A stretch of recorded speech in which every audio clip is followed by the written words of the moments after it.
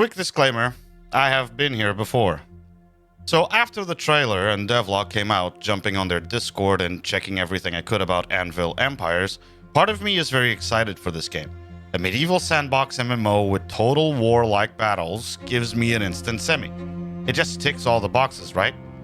But there's the part of me that remembers playing other similar games that came before, like Life is Feudal MMO, and knows this will be a considerable challenge just to keep the game from becoming a snooze fest.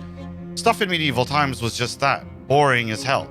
Farming, mining, blacksmithing, engineering, all of it. It took so much repetition and time with little evolution that makes me question if it was a smart decision to focus their next game on a medieval setting.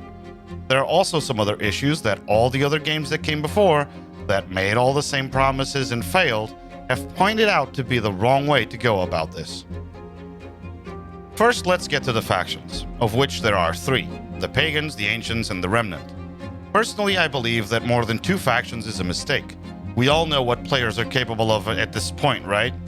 It makes third-partying a battle a possibility. The regions or servers can host up to 1,000 players, so if there's a 200 v 200, for example, the third faction can just blitz through the survivors. Then you have the population issue, where people might overjoin a faction, since clans are already being made, so it will result in uneven player numbers between factions. Also, and not so obvious, three factions means the Pagan faction, for example, can attack the Ancients, make a deal with the Remnant faction or a clan in the Remnants to take up server space, and the Ancients can't field the players they would need to defend. Unless they plan to split the player capacity to thirds in every region, they will inevitably open the gates to server pop exploits and other game-breaking issues.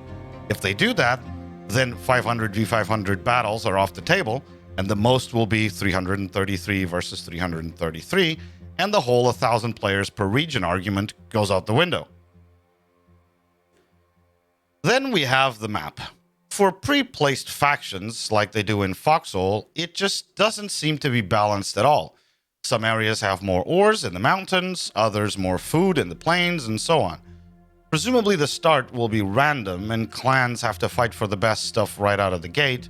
Otherwise, if a faction gets the north, they will have most of the ores probably, or the faction in the south gets more farmable lands, etc.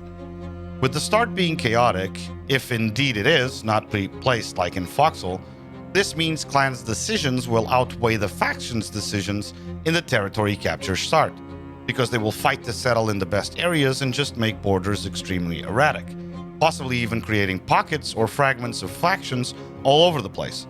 Maybe they can address this by having starting locations for each of the factions, and then they occupy the next territories and so on until the borders meet. But again, this opens the possibility of one, if not two of the factions, if outnumbered and or less organized, starting with much worse and less resources in the area. This will have a big effect on gameplay and possibly even just the capitulation of the two smaller factions days into a war, because players will just leave if they start off already losing.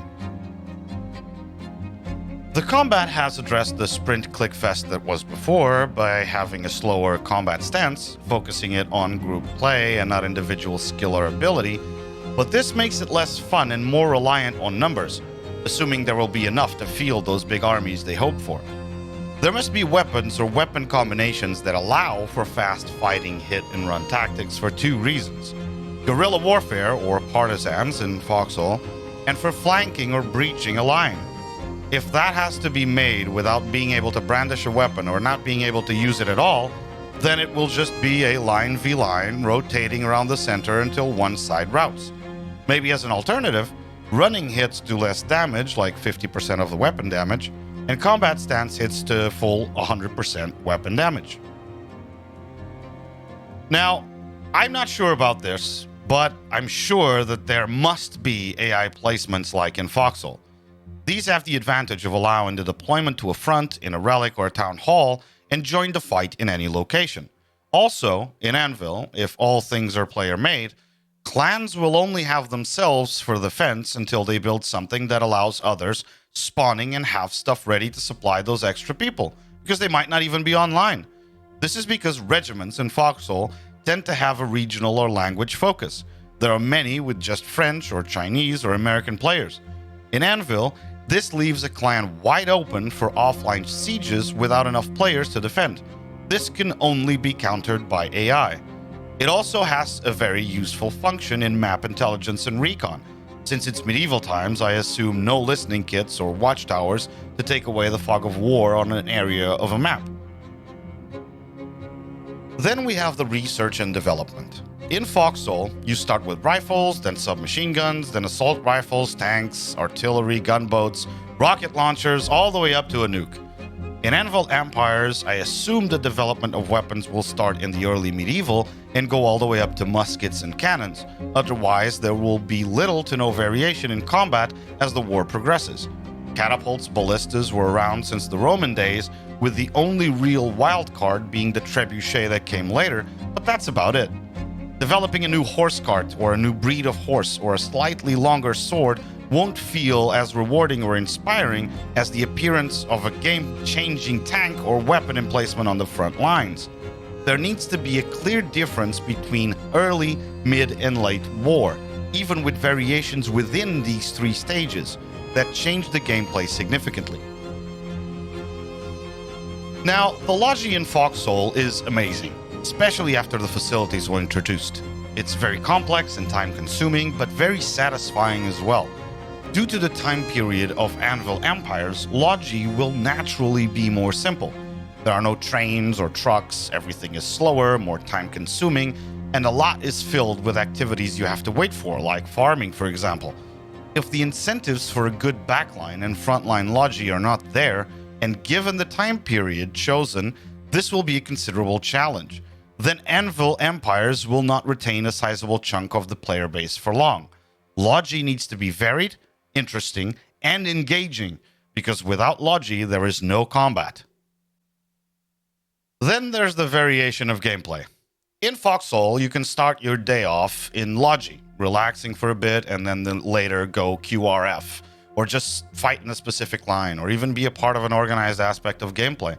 Maybe it's just participating in a tank surprise attack, a boat run to partisan a border, or just mammoth assault in a bunker base. In Anvil Empires, this doesn't seem to be possible. If the combat is locked to a slow combat stance, this will favor big organized battles and not a permanent push and pull battle. So the option to switch between logi and combat is just not there. Most, if not all, combat will inevitably be organized actions, with the only improvised aspect being the response to an attack. Borders between factions will be stale, without little incentive for fights, because most, if not all, will be focused around sieges and takeovers. Plus, with 1,000 players per region being a possibility, this means surprise high-number attacks will be very profitable. It will be a challenge to gather hundreds of players just to QRF. One of Foxhole's biggest strengths is the many possibilities of gameplay, all accessible with a few clicks. From logi to all its variations to standoffish bridge fights, great maneuvers in open areas, partisan sneaky stuff, or rushing an enemy trench with bayonet in hand, going stabby over and over again, laughing maniacally as you do it.